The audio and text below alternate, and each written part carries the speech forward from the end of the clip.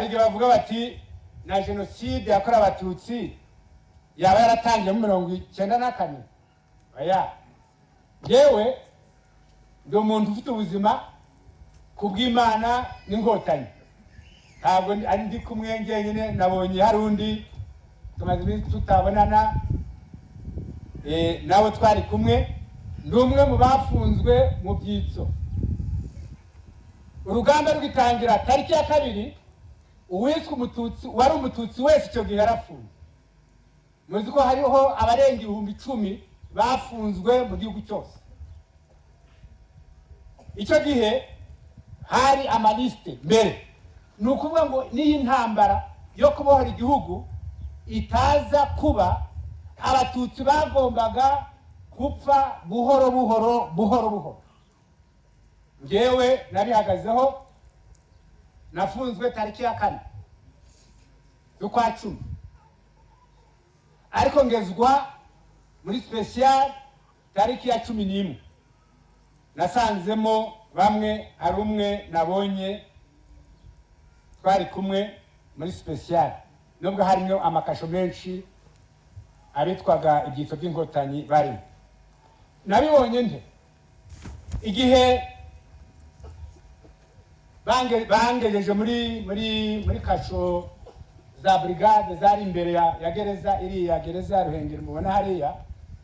Hanyuma bigeze nko mu saa 3, icyo gihe nafunzwe ndi kumwe n'umugabo witwa Masabo, yari umuforomo mukuru wa Centre de Santé hara Rwankeri, n'umusore twahavuga Imana n'abandi bantu benshi. Ndetse hano iwanyu hari hamaze kwicwa abantu benshi muzi.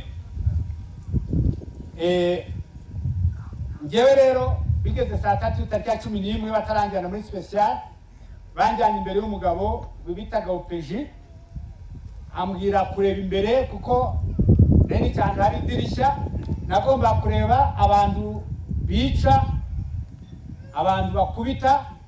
Uriya Sebana na Ruke hari yakubiswe amasaha 6 yose, nta sekonda n'imwe iruhutse ivuyemo.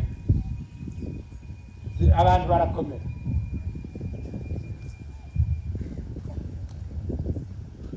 Abantu barabazanaga, arambwira ati rero, naje imbere ye ndamureba, hanyuma arambwira ati rero goreba ahari, kugira ngo ndebe uko abatutsi babicaga.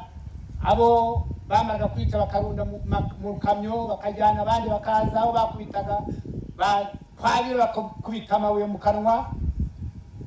Amera nabi cyane, anyereka uko abantu nanjye ndi bupfe.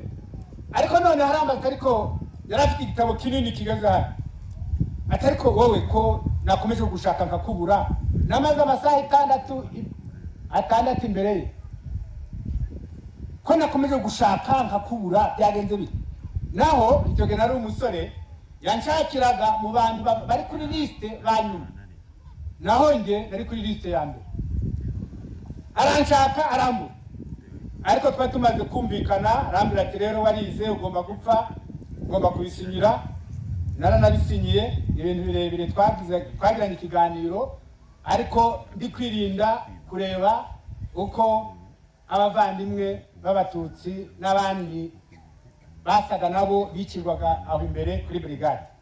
Ndamubwira nti ariko bigiye kugera nko mu saa 7 ndi imbere ye nicaye. Ndamubwira nti ariko ushobora kunyemerera niba uzi ko ndi muri iki gitabo kishakamo. Yaramaze kuruha, arakimba icyo gitabo. Yewe sinatangira inyuma, ntangirira imbere. Handitswe ngo liste y'abatutsi bagomba kwicwa. Nasiyo liste yakozwe ari uko RPF inkotanyi zatangira urugamba rwo kubohora igihugu. Oya, ni yari isomye mbona nimero ya 7. Noneho ndavuga nti okay, ubwo ndiho reka nkomeze ndebe niba nabona abandi. Narababonye abantu benshi bagasahane, ababishwe muri 90, abantu bose wari warizwa wese yararimo. Hanyuma nose abantu babeshya bati. Hanyuma arambwira ati rero wibonye nari ngeze ku 3,100 n'abandi, kuko navuze nti reka nkomeze ndebe ahari nabonamwe abantu nzi, ariko hariho bamwe nasomye nasanze muri special. None abantu bavuga bate ngo genocide yateguwe mu myaka iriya y'igihe ntambara kubohora igihugu gusa, yarateguwe kera, hari uburyo byari byarateguwe, amakuru tuzagenda tuyamenya. Reka nsoze. Ndasoza rero intambara yo kubohora igihugu yarabaye, igihugu kirabohorwa, genocide yakorerwaga abatutsi irahagarikwa, hanyuma haza kubaho leta y'abatabazi. Iyo nayo yari ifite gahunda yo gushyira mu bikorwa ya gahunda yashyizeho kurimbura abatutsi. Muribuka amagambo yavugiwe i Butare, nari kuyasoma ariko nta mwanya mfite. Jenoside yarakozwe, ikorwa mu gihugu cyose.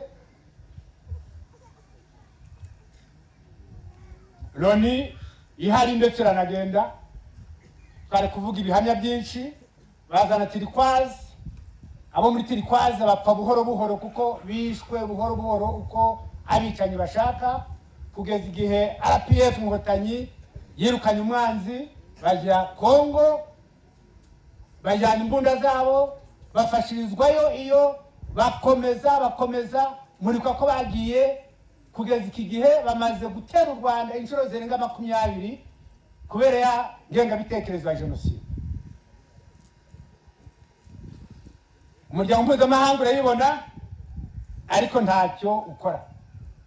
Icyo tuvuga mu kiganiro nk'iki ni uko umwe bw'abanyarwanda utumye uyu munsi abanyarwanda bamaze imyaka 32 mu gihugu cyiza, aho umunyarwanda wese ari umunyarwanda, ko twese twakubaka ubumwe bwacu, ariko n'amateka yacu tukayamenya tukayubakiraho. Ndi gusoza rero kwibuka genocide yakorewe abatutsi ni inshingano ya buri wese. Mwakoze kuko uyu munsi mu minsi 100 tuzakomeza twibuka, ariko amateka agomba kutwigisha tukamenya umubabaro n'uburibwe igihugu cyacu cyatewe n'ingengabitekerezo ya genocide, ya yindi itandukanya abantu, ya yindi itarimo ubumwe. Reka nsoze mbwira urubyiruko, nyuma y'imyaka 32 ishize genocide ihagaritswe n'abanyarwanda, tukaba turi mu Rwanda rwiza, hirya no hino abana bavuka ku bakoze genocide, ndetse hariho n'abana bamwe, abasore babeshwa, bamwe bavuka ku bantu bacitse ku icumu ya genocide yakorewe abatutsi, ndetse n'abana bamwe bashobora gushukwa bavuka mu miryango ya bamwe mu bagize uruhare mu kubohora igihugu, bagenda babeshwa binjizwamo iyi ngengabitekerezo ya genocide. Reka dusaba urubyiruko rero, ibyo mwumva wibaza uti ibivugwa ni ukuri, garuka ku mateka urebe igikwiye gukorwa. Kandi nsoza ndavuga nti umushinga umwe bw'abanyarwanda watangiriwe mu karere ka Musanze, bavuga mu 2001 mu nama yabereye muri Nkotsi hariya, ari yatumye imyaka myinshi abanyarwanda baharanira ubumwe bwabo, kugeza abakoloni bakoze ibyo bakoze nababwiye, bagatandukanya abanyarwanda, bamwe mu Nyarwanda bakabyemera, bikaba byaravuyemo iyi genocide yakorewe abatutsi. Birashoboka yuko ingengabitekerezo ya genocide tutashoboye kwirwanya ngo tuyirandure burundu, mu bihe biri imbere bishoboka ko bijyanye na genocide byagaruka. bijyanye n'urwango. Abantu burya urwango uko abantu baruhinze, ikintu cyose uhinze gishobora kwera. Reka rero ubumwe bwacu butwubake, reka igihugu cyacu tugikunde, reka umuco wacu cyangwa indangagaciro yacu gukunda igihugu no kukirwanirira bitubemo. Buri wese ahagarare ku maboko abiri, arwanira igihugu, arwanye ingengabitekerezo ya jenoside aho yava ikagera. Ndabwira n'ababyeyi bamwe badashaka kubwiza abana babo ukuri. Hari ababyeyi bagira ipfunwe ko bagize uruhare muri jenoside. Nibyo, nicyo u Rwanda rwakoze. Hari abantu muri raporo nasomye ya Minubumwe ivuga yuko Gacaca yatumye abantu barenga 70,000 bagize uruhare muri jenoside yakorewe Abatutsi, bari mu Banyarwanda, bari gukora, bafite imirimo. Ibyo nibyo.